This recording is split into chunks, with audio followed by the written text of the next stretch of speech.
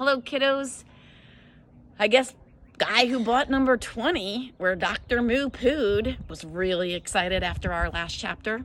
Chapter 7, you should have been there. It's time for the big car smash, Ms.Sue shouted into her bullhorn. Car smash? We all asked. What's that? She didn't need to tell us the answer. At that very moment, a tow truck came around the corner, driven by our custodian, Miss Lazar. She was towing an old, junky car. Miss Lazar put the car in the corner of the playground. Then she got out of the tow truck with a sledgehammer. "One swing for $1!" she shouted. Then she took the sledgehammer, swung it over her head, and smashed the windshield of the car. It was cool. Me and the guys rushed over to get in line. Sorry, Ms.Sue told us. For safety reasons, only grown-ups are allowed to participate in the car smash. Bummer in the summer. Smashing stuff with a sledgehammer is cool. I can't wait till I'm old enough to smash stuff with a sledgehammer. I will do that all day long. If you ask me, they should have a whole TV channel devoted to smashing stuff with sledgehammers. Yeah.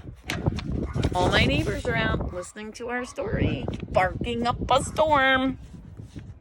Why would anyone want to damage a car on purpose? Asked Andrea. Because it's fun, all the guys told her.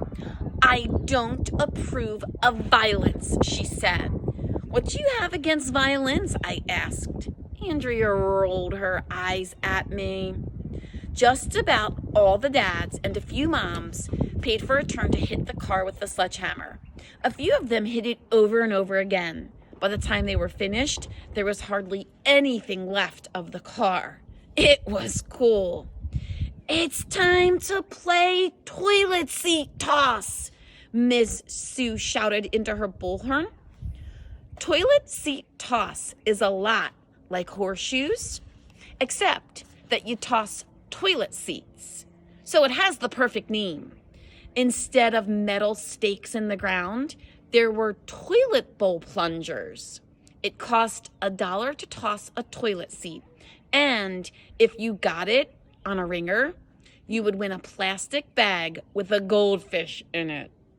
I decided not to play that game. We know why.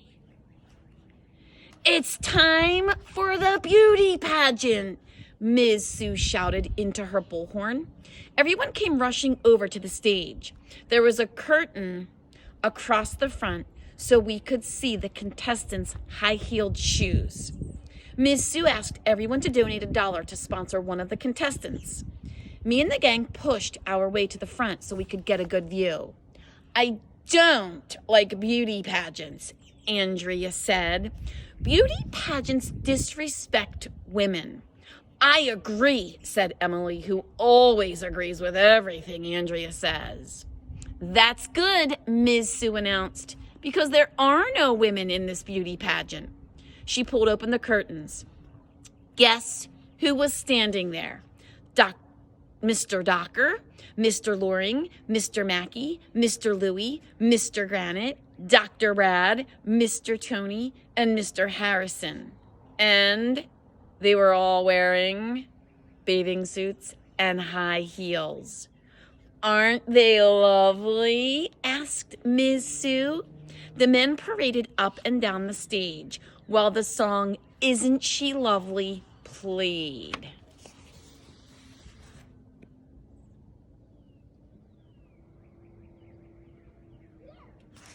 Hysterical, right?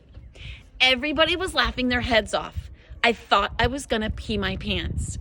Ms.Sue had us clap our hands really loud to decide which of the contestants was the most beautiful.